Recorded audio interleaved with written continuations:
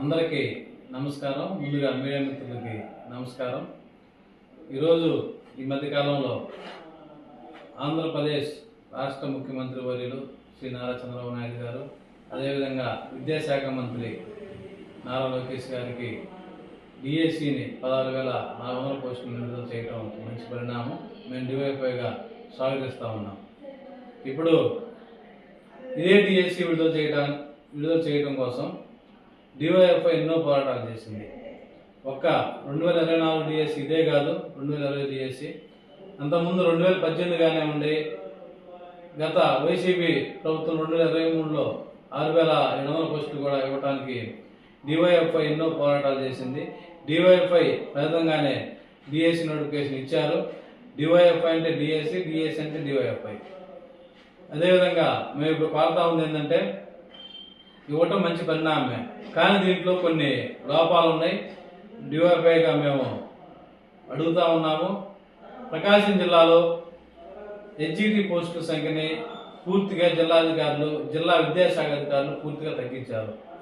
మేము అప్పటి నుంచే అడుగుతా ఉన్నాం, ఎన్నోసార్లు ప్రెస్ మీట్లు పెట్టాము, ధర్నాలు చేశాము. ప్రకాశం జిల్లాలో హెచ్జిటి పోస్టుల సంఖ్య తక్కువగా ఉన్నాయి, పెంచండి అంటే ఇన్నిసార్లు చెప్పినా కానీ వాళ్ళు మీరు ముందు చదువుకోండి నిరుద్యోగులు, మేము పెంచుతామని అన్నారు. కానీ అదే రోస్టర్ని ఈరోజు 90-100 పోస్టులు హెచ్జిటి పోస్టులు చూపిస్తూ ఉన్నారు. ఇది నిరుద్యోగుల మొగాన మట్టి జల్లినట్టే, నిరుద్యోగుల ఆశల మీద నీరు జల్లినట్టే. ఈ రాష్ట్ర ప్రభుత్వం కానీ, జిల్లాలో ఉన్నటువంటి మంత్రులు, ఎమ్మెల్యేలు కానివ్వండి, ముఖ్యంగా జిల్లా విద్యాశాఖ అధికారులు వాళ్ళు ప్రభుత్వాల కోసం వాళ్ళు ఏదో ఇది చేసుకోవడం కోసం అప్పుడు సర్వే చేసినప్పుడు తక్కువ పోస్టులు చూపించడం జిల్లా విద్యాశాఖ అధికారులు, డిఈఓ గారు, ఇది సరైన పద్ధతి కాదు. ఇప్పటికైనా కానీ ప్రకాశం జిల్లాలో హెచ్జిటి పోస్టుల సంఖ్యను పెంచాలని మేము డిమాండ్ చేస్తా ఉన్నాం డివైఫైగా. అదేవిధంగా ఈ మధ్యకాలంలో 2023, 24, 25 బ్యాచ్లో టీడీసీ పూర్తి చేసుకున్న అభ్యర్థులు దాదాపు 2 లక్షల మంది నిరుద్యోగులు ఉన్నారు. వారికి కూడా ఒక టెట్ అవకాశం కల్పించి ఇప్పుడున్నటువంటి డిఎస్సిని ఓ 90 రోజుల పాటు డిఎస్సిలో అభ్యర్థులకి 90 రోజుల పాటు ఇసురుబాటు ఇచ్చి 90 రోజుల తర్వాత పరీక్ష నిర్వహించాలి. ఎందుకంటే సిలబస్ పెంచారు, కొత్త సిలబస్ ఇచ్చారు. కాబట్టి ఈ పరిమితులు చూసుకొని కొత్త వారికి టెట్ అవకాశం కల్పించి, అదేవిధంగా సమయాన్ని డిఎస్సికి ఇప్పుడు చదువుతున్నటువంటి డిఎస్సి అభ్యర్థులకి 90 రోజులు పరీక్ష సమయాన్ని పెంచాలని మేము డివైఫైగా డిమాండ్ చేస్తా ఉన్నాము. అదేవిధంగా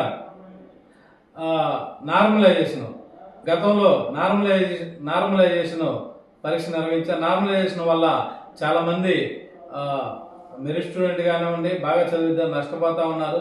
మేము కోరుతా ఉంది ఇప్పుడు ఒకటే, ఒక జిల్లాకి ఒక పేపరు పెట్టండి. ఎవరు బాగా చదువుకుంటే వాళ్ళే పాస్ అయ్యి ఉద్యోగం సంపాదించుకుంటారు. నార్మలైజేషన్ వలన చాలా మంది నష్టపోతా ఉన్నారు. డిఎస్సి అభ్యర్థులు నిరుద్యోగులుగా మేము డివైఫైగా మేము కోరుతా ఉన్నాం. గతంలో కూడా మేము చెప్పాము, అయినా పాటించలేదు. కనీసం ఇప్పటికైనా కానీ నార్మలైజేషన్ కాకుండా ఒకే జిల్లాకి ఒకే పేపర్ని పెట్టే విధంగా రాష్ట్ర ప్రభుత్వం చర్యలు తీసుకోవాలని మేము డివైఫైగా డిమాండ్ చేస్తా ఉన్నాము.